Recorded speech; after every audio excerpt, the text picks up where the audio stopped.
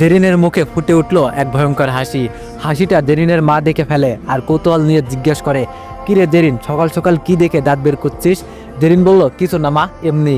জেরিনের মা বলল, মাথাটা গেছে নাকি, যা ফ্রেশ হয়ে আয়। এমন সময় জেরিনের বাবা এসে জেরিনকে বলল, শুনেছিস মা, তোর কলেজের 5 জন শিক্ষক খুন? জেরিন বলল, বাবা, মাত্রই দেখলাম খবরের কাগজে। জেরিনের বাবা বলল, যাক, তোর স্কলারশিপ হওয়ার পর খুন হয়েছে, না হলে যে কি হতো। তার মানে জেরিনকে বাইরে যেতেই হবে পড়াশোনা করতে, যেতে হবে মানে যেতেই হবে। কিছুদিন পর আর জেরিনের ফ্লাইট। কিন্তু এইদিকে পুলিশ আবার নতুন কিছু পেয়েছে, মানে আবার সেই নীল রক্তের নমুনা। কিন্তু এবার তদন্ত খুব তাড়াতাড়ি করা হয়েছে। সাব ইন্সপেক্টর নবাব কিছু পুলিশ নিয়ে জেরিনের বাসা ঘেরাও করলো, কারণ সব শিক্ষকের ধারণা জেরিন ছাড়া এই কাজ কেউ করেনি। কারণ সেই 5 জন সিনিয়র শিক্ষক বসেছিল জেরিনকে নিয়ে, হয়তো জেরিনের ব্যাপারটা জেনে যায়। আর 5 জনকে খুন করে সেই একই অবস্থা, উলঙ্গ করে লাশ টুকরো টুকরো করে ফেলা হয়েছে। এবার তো পুলিশ পেয়ে গেল সব প্রমাণ। নবাব কোমর থেকে নিজের পিস্তলটা বের করে কলিং বেল চাপ দিল। ভিতর থেকে দরজা খোলে একজন কাজের লোক রহিম। রহিম ভয়ে বলল, স্যার স্যার, আপনারা কি চান? আমি কিছু করি নাই স্যার, আমি আর চুরি করি না, সব ছাইরা দিছি। নবাব বলল, চুপ, তোমার বাসার মালিক কোথায়? রহিম বলল, ও স্যার, ম্যাডাম আপামনি তো এয়ারপোর্টে গেছে। নবাব বলল, এয়ারপোর্টে কেন? রহিম বলল, আজ তো আপামনি বিদেশে যাবে। নবাব বলল, ও নো, কখন গিয়েছে? রহিম বলল, মেলাক্ষণ আগে গিয়েছে স্যার। নবাব ফোর্স নিয়ে এয়ারপোর্টের দিকে যেতে একটা বিমান উড়ে গেল, আর জেরিনের বাবা মা গাড়িতে উঠবে। এমন সময় নবাব গিয়ে হাজির। নবাব বলল, আমি সাব ইন্সপেক্টর নবাব, আপনার মেয়ে জেরিন কোথায়? জেরিনের বাবা বলল, কেন বলুন তো? নবাব বলল, আগে বলেন কোথায়? জেরিনের বাবা বলল, এইমাত্র বিমানে করে উড়ে গেল। নবাব বলল, ও নো। জেরিনের বাবা বলল, কিন্তু কেন বলুন তো? নবাব বলল, হি ইজ ক্রিমিনাল। জেরিনের বাবা বলল, হোয়াট? নবাব বলল, জি, জেরিনের কলেজে যে 5 জন খুন হয়েছে তার পিছনে জেরিনের কোনো না কোনোভাবে জড়িত আছে। জেরিনের বাবা বলল, আমি এটা বিশ্বাস করি না। নবাব বলল, স্যার, আমরাও বিশ্বাস করতাম না, কিন্তু আরও অনেক কারণ আছে, আমরা জেরিনের সাথে যোগাযোগ করতে চাই। জেরিনের বাবা বলল, না, আমার মেয়েকে এখন দুশ্চিন্তায় ফেলতে চাই না। নবাব বলল, তা তো হবে না, আমরা পরে আসবো। নবাব লাশগুলো আবার দেখতে গেল, কোন পাট কার তা বলা মুশকিল, শুধু মাথা দেখে শনাক্ত করা হয়েছে। পুলিশ সন্দেহ মাত্র জেরিনের, কিন্তু সন্দেহ থেকে বড় কিছু আশা করা যায়, মানে খুনি পর্যন্ত পৌঁছানো যাবে। এইদিকে আজ রাজের ইউনিভার্সিটির প্রথম দিন, যাবে কি যাবে না এই নিয়ে দুটানার মধ্যে আছে। কারণ কাউকে চিনে না রাজ, কিভাবে কি করবে বুঝতে পারছে না। তারপরেও রাজ অতি সাধারণ পোশাক পরে বের হলো, কালো টি শার্ট আর কফি কালারের প্যান্ট পরে, হাতে কিছু কাগজপত্র নিয়ে বের হলো।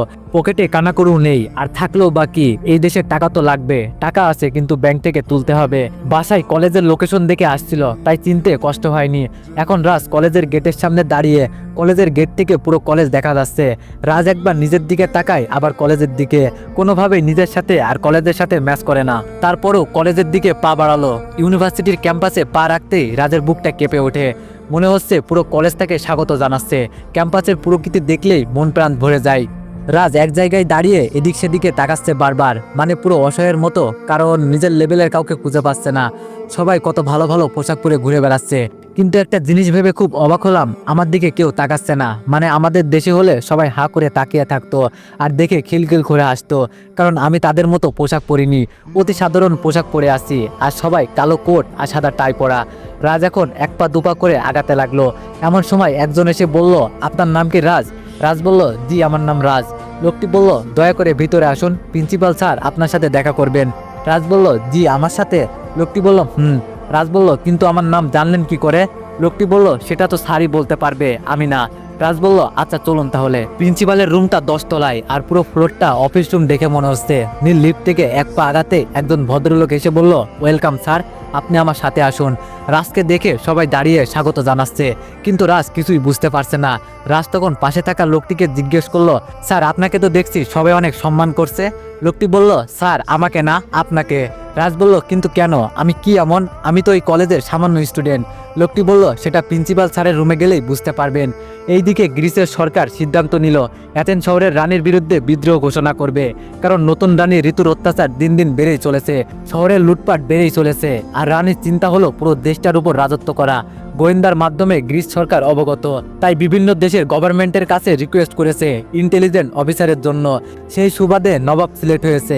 আরো 2 দেশ থেকে 2 জন অফিসার হায়ার করা হয়েছে। মিশনটা খুব সিক্রেট। অফিসারদের কাজ হলো ডিজিটাল প্রযুক্তি ব্যবহার করে এথেন্স শহরের সব গোপন তথ্য বের করা আর আস্তে আস্তে রানীকে ঘায়েল করা। রাজ গিয়ে হাজির হলো প্রিন্সিপালের রুমে। রাজকে দেখে চেয়ার ছেড়ে দাঁড়িয়ে গেলেন প্রিন্সিপাল জর্জ।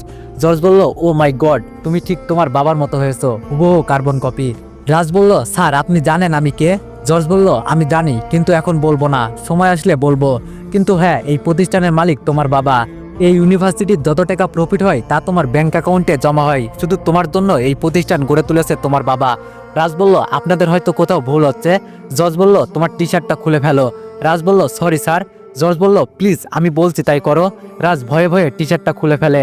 জর্জ রাজকে ঘুরে দাঁড়াতে বলে, মানে পিঠ দেখাতে বলে। রাজ ঘুরে দাঁড়ায়। জর্জ বলল, আমি ভুল করিনি, তুমি সেই ব্যক্তি। জর্জ তখন ব্যাংক অ্যাকাউন্টের কাগজপত্র রাজের হাতে দিয়ে বলে, এই কলেজ তোমার, এই কলেজে তোমাকে পড়াশোনা করতে হবে, আর কিছু কাজ আছে সেই সব পরে বলবো, তুমি এখন আসতে পারো। রাজ প্রফেসরের রুম থেকে বের হয়ে মুখে মুচকে হাসি তুলে লিফটে উঠলো। রাজ ভাবছে, এসেছিলাম ফকির হয়ে আর বের হলাম বাচ্চা হয়ে। গড চাইলে সব সম্ভব। এই কলেজে বিভিন্ন দেশ থেকে অনেক স্টুডেন্ট পড়তে আসে, পিএইচডি করে আবার অনেকে। রাজ কলেজের ক্যাম্পাস দিয়ে বের হচ্ছিল, হঠাৎ একটা চেনা মুখ চোখে পড়লো। সে হচ্ছে লেডি বাইকার। রাজ দেখে অবাক হলো, জেরিন এখানে। আবার ভাবলো, বাবার তো অনেক কালো টাকা, পড়তে আসছে, কিন্তু এখানেও সেই দিদিগিরি, পুরো কলেজটাকে দাপিয়ে বেড়াচ্ছে, একেই বলে মেয়ে। রাজ নিজের পথে আবার চলতে লাগলো, কিন্তু কলেজের গেটের সামনে পা আটকে গেল। রূপা পিছনে গিয়ে মুক্ত ঝরা হাসি দেখতে পেল। হাসি তো নয়, যেন মুক্ত ঝরছে। চুলগুলো কালো কুচকুচে এলোমেলো, চোখে চশমা লাগানো, কিন্তু চশমার ফ্রেমটা কালো, তার জন্য দারুণ লাগছে। যখন হাসে চোখগুলো হালকা ছোট ছোট হয়ে যায়, তার জন্য বেশি কিউট লাগে। এমন সময় একজন এসে বলল, কি ব্রাদার, কি দেখছো এমন করে? রাজ বলল, তারা দেখছি ব্রাদার, রাতের আকাশে যে ঝলসানো তারা। ছেলেটি বলল, কিন্তু ব্রাদার এখন তো দিন, রাত কই? রাজ বলল, ও হ্যাঁ সরি ব্রাদার, ওর হাসিটা দেখছো, বুকের ভেতর কেমন কেমন জানি করে। ছেলেটি বলল, কি ব্রাদার, প্রেমে পড়ে গেলে নাকি? রাজ বলল, আমি ওর হাসির প্রেমে পড়ে গেছি। রাজ বলল, ও আপনি কে ব্রাদার? ছেলেটা হাত বাড়িয়ে বলল, আমি রোমান ফ্রম দুবাই। রাজ বলল, আপনি কি নতুন? রোমান বলল, আপনি? রাজ বলল, তাহলে ফ্রেন্ডস? রোমান বলল, ইয়েস ব্রো। রাজ বলল, তুমি কি কলেজের হোস্টেলে উঠছো? রোমান বলল, আজ আসলাম, কিন্তু সিট পাইনি, কিন্তু বাসা নিয়ে থাকতে হবে। রাজ বলল, প্লিজ তুমি এখানেই থাকো, আমার প্রিন্সেসকে দেখে রেখো। রোমান বলল, কিন্তু আমি সিট পাইনি। রাজ বলল, তুমি সোজা প্রফেসর জর্জের কাছে যাবে আর বলবে রাজ একটা সিটের ব্যবস্থা করে দিতে বলেছে। রোমান মনে মনে ভাবছে, পাগল নাকি, আমাকে তো ঢুকতেই দিবে না, আবার রাজের নাম, মাথায় সমস্যা আছে মনে হয়। রোমান বলল, বস আমার সিট লাগবে না, এমনিই দেখছি। রাজ হাসির রানীর দিকে তাকিয়ে বলল, তুমি এখানেই থাকো, তোমাকে নিয়ে যাবে। রাজ মেয়েটিকে দেখতে দেখতে বের হয়ে গেল। এইদিকে রানী ঋতুর খুশি আর ধরছে না। আর মাত্র 2 মাস বাকি, এরপরেই ঋতুর মনের আশা পূর্ণ হবে, পুরো এই গ্রিস দেশকে নিজের হাতের মুঠোয় আনবে। তার থেকে বড় খুশি হলো তার সন্তান এই দেশের পাশের শহরে আছে। 2 মাস পর 23 বছর পূর্ণ হবে আর চিনতে পারবে নিজের জাতকে। ঋতু রিবাজকে ডেকে বলল, সব ঠিকঠাক আছে তো? রিবাজ বলল, জি মহারানী। পরের দিন সকাল 9টায় রাজ কলেজ ক্যাম্পাসে আসে মেয়েটির খোঁজে। এই দিক সেই দিকে খুঁজতে খুঁজতে রোমানের সাথে দেখা। রাজ বলল, হেই রোমান, কি খবর? রোমান বলল, কাল কি দেখাইলা বস, তোমার তো দেখি পাওয়ার আছে, কেমনে কি? রাজ বলল, পরে হবে সেসব কথা, আমার সেই হাসি রানী কোথায়? রোমান বলল, রাজ মেয়েটি মনে হয় চলে যাবে দেশে। রাজ বলল, কেন?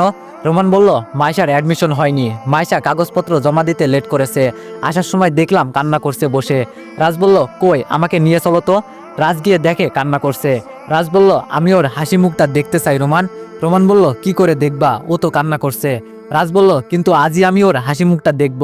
রোমান আবার একটু ফানি লোক, ও বলে উঠল, তোমার সামনে বসিয়ে কাতুকুতু দিলেই হাসবে। রাজ রোমানের দিকে তাকাতেই চুপ হয়ে যায় রোমান। তো এভরিওয়ান, গল্পটি কেমন হয়েছে সবাই একটু জানাইবা, আর নেক্সট পার্ট চাইলে বেশি বেশি কমেন্ট করবা। ধন্যবাদ।